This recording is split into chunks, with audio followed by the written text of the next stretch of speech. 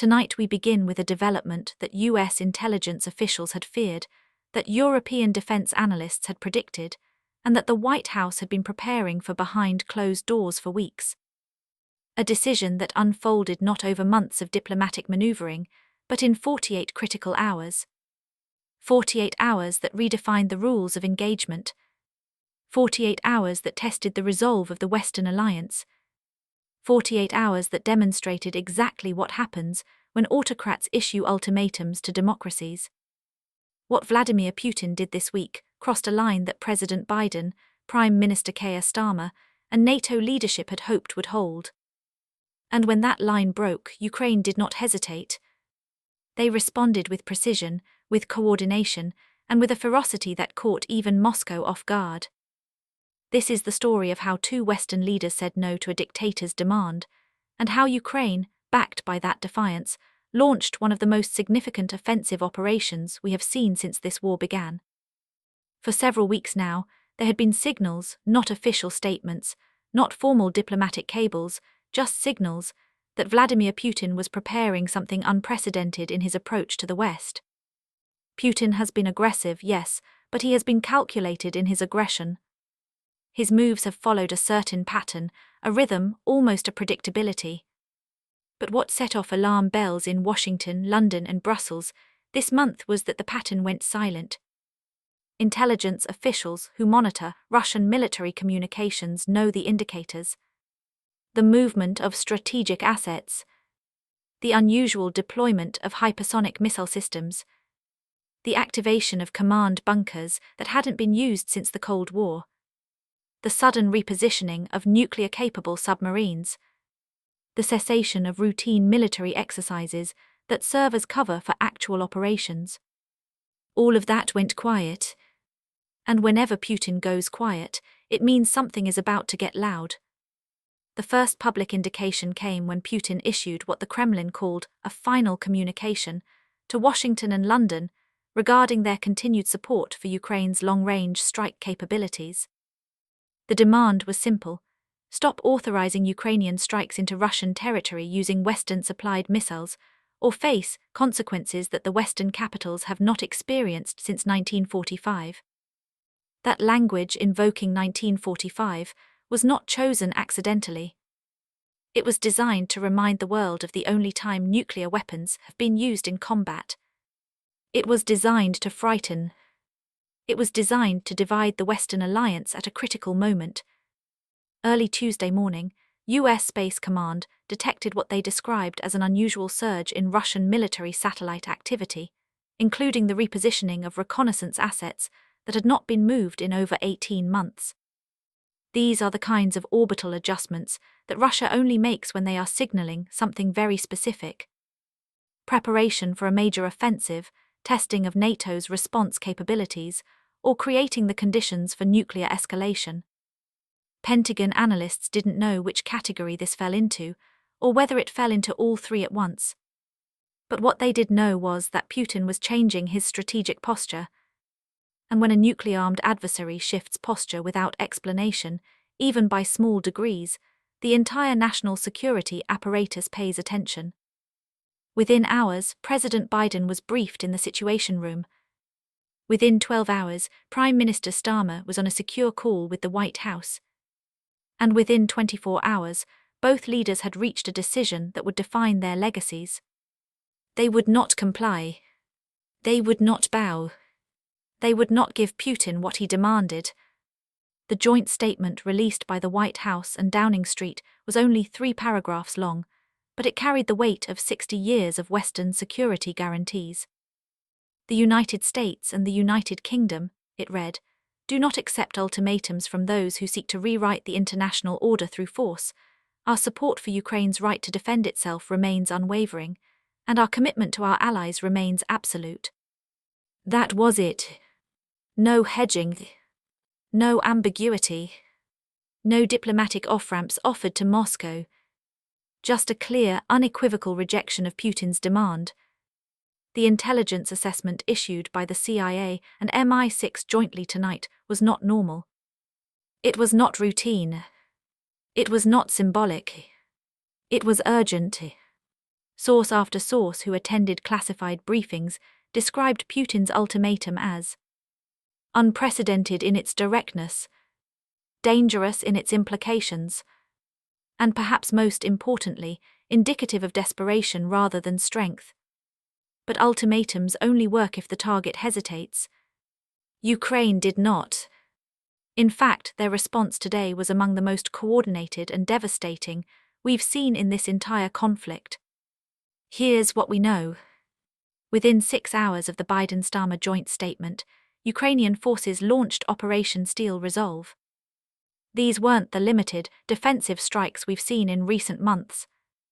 These were precision offensive operations, using the very weapons Putin demanded be withdrawn, systems that Ukraine only deploys when they are preparing to fundamentally alter the battlefield. Storm Shadow missiles, provided by the United Kingdom.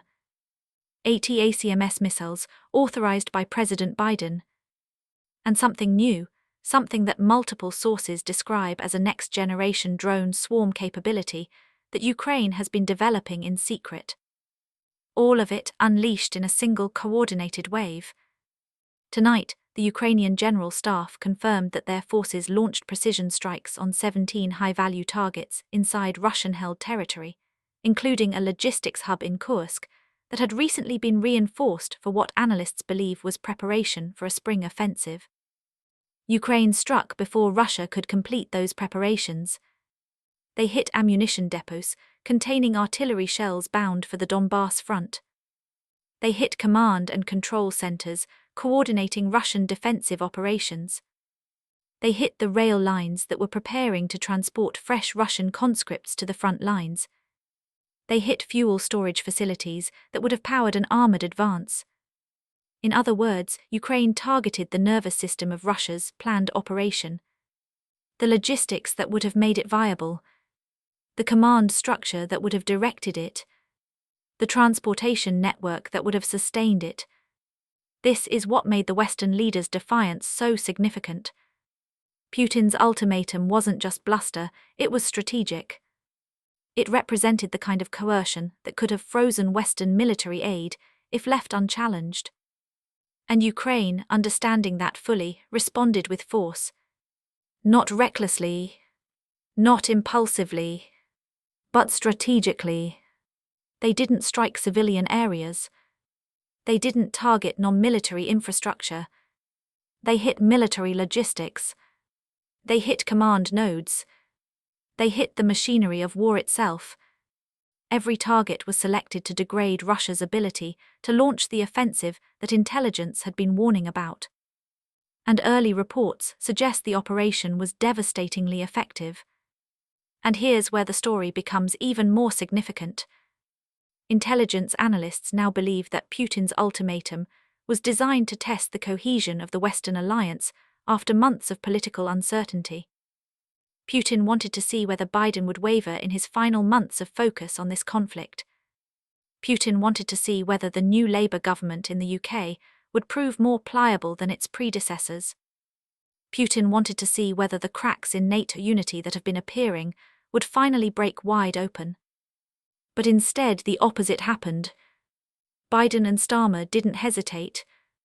They issued a joint response that was so swift, so unified, that even Moscow noticed. You don't get Putin's attention easily. But today, the Western alliance did.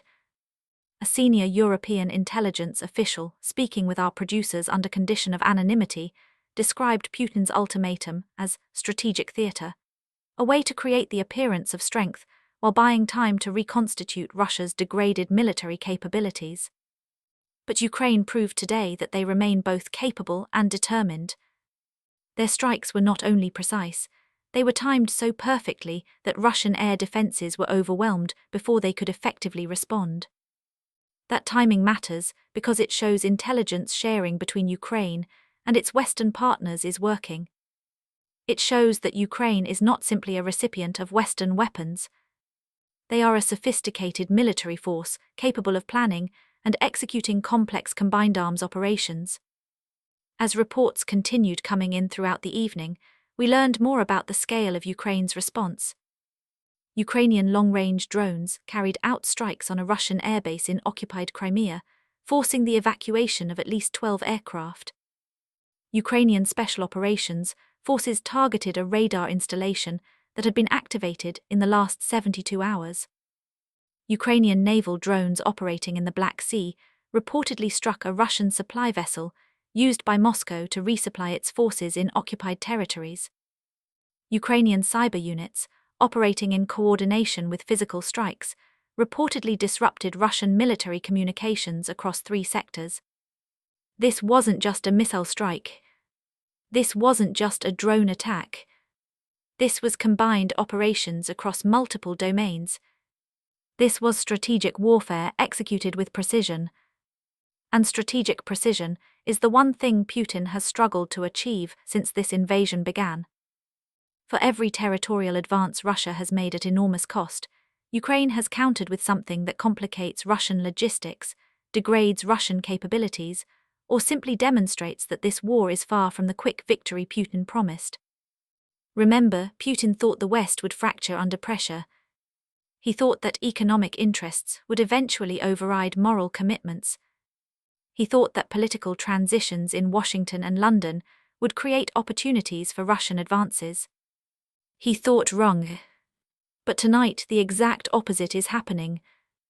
The Western alliance appears more unified than it has been in months. Ukraine appears more capable than it has been since the early days of the war. And Russia appears more strategically exposed than at any point since the failed drive on Kiev. This is not what Putin planned. This is not what he expected. And this is not what he can sustain indefinitely. What makes this moment so critical and so dangerous is that Putin's ultimatum happened at a time when he is under extraordinary domestic pressure. Russian military bloggers want more aggressive action. Russian oligarchs want the economic pain to end. Russian mothers want their sons to come home. Russian security services want results that justify their influence. Putin is balancing these demands while simultaneously managing a war that has cost Russia over 300,000 casualties by Western estimates. And when leaders in that position make sudden, dramatic moves, they're not doing it from strength. They're doing it from pressure. They're doing it from vulnerability. They're doing it because they need something to change, and they're running out of options to change it. That's what makes Putin's ultimatum so revealing. It wasn't the demand of a confident leader. It was the demand of a leader who sees his strategic position deteriorating and needs to find some way to arrest that decline. Biden and Starmer understood this, and that's why they refused to comply. The White House's formal response, now distributed to all NATO capitals, was designed to signal that the United States is not willing to allow nuclear threats to dictate Western policy. National Security Council officials said plainly that Putin's ultimatum was inconsistent with the principles of the international order we are committed to defending. That is diplomatic language for, we don't negotiate under these circumstances and we won't start now. You don't usually hear that tone from American officials unless something serious is at stake. Secretary of State Antony Blinken, speaking to reporters, put it more directly. Ultimatums designed to limit a sovereign nation's right to self-defense will not be accepted, period. That word period is not typical diplomatic hedging. That's a line in the sand. Meanwhile, British Foreign Secretary David Lammy echoed the American position, noting that the United Kingdom will not be bullied by those who believe that military force can overturn the rules-based international order. The message from both capitals was unmistakable. This alliance will hold. Meanwhile, Ukrainian President Volodymyr Zelenskyy addressed his nation in a resolute, defiant speech tonight. He said Ukraine did not ask for this war, but Ukraine will finish it. He said, every missile that our partners provide, every drone that our engineers build, every soldier who stands on the front line, they are all part of something larger than any one nation. And he said, tonight we have shown the world that Ukraine can strike back, that Ukraine will strike back, and that no ultimatum from Moscow will determine our fate. These are not rhetorical flourishes. These are statements from a nation that understands just how high the stakes have become. Zelenskyy knows that today's strikes were not just military operations. They were messages to Moscow, to Washington, to London, to the world. Ukraine is still in this fight. And Ukraine intends to win. Here's what makes the situation even more concerning. Putin's ultimatum wasn't isolated. Along with the primary demand to Western capitals, Russian forces also intensified shelling along the entire Eastern Front, hitting civilian infrastructure with renewed ferocity. Russian cyber units launched probing attacks against NATO member communication systems. Russian naval assets in the Baltic Sea increased their activity targeting undersea cables. Russian state media ramped up nuclear rhetoric to levels not seen since the early months of the invasion. All of this happened within the same 72-hour window. When Putin moves multiple pieces at once, it means something larger is underway. It means he is either preparing for a major operation or attempting to create the conditions for one. Either possibility demands the kind of unified Western response we saw today. And that response, it appears, is exactly what Biden and Starmer delivered. Intelligence analysts are now considering several possibilities. One is that Putin is preparing a major spring offensive designed to achieve breakthrough results before any potential change in Western political dynamics. Another is that Putin is attempting to freeze the conflict in place, hoping that war weariness will eventually erode Western support.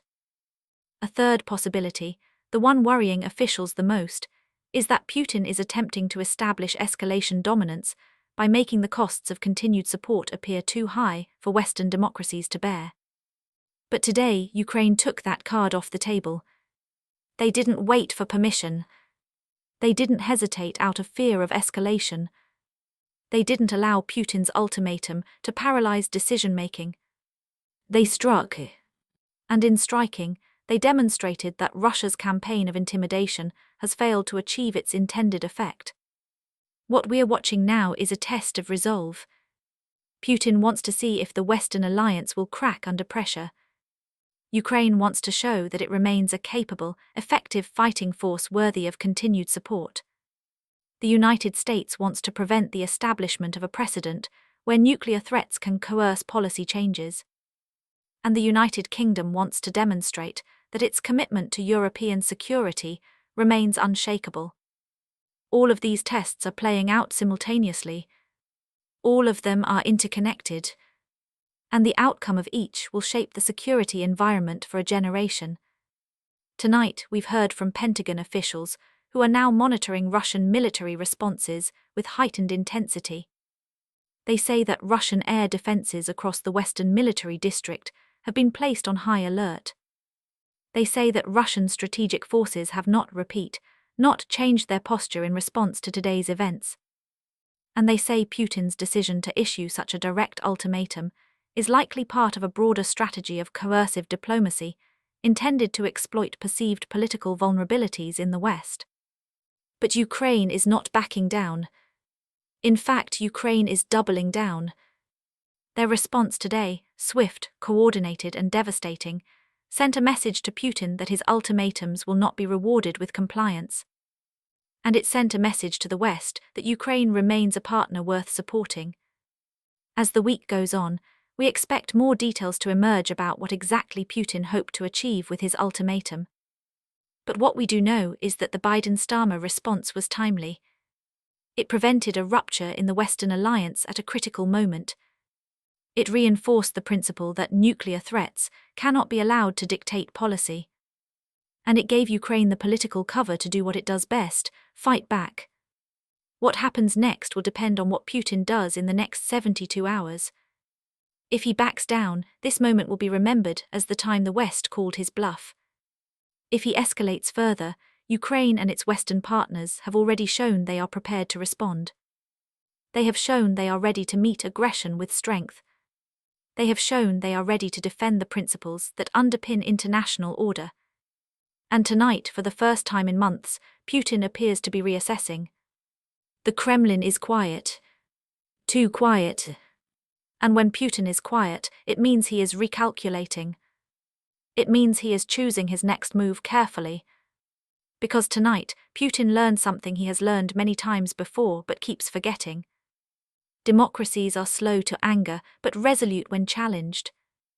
Alliances forged in shared values are stronger than alliances of convenience. And ultimatums backed by threats only work against those willing to submit. This story is far from over. But tonight one thing is clear. Biden and Starmer stood firm when it mattered. Ukraine struck when the moment demanded action.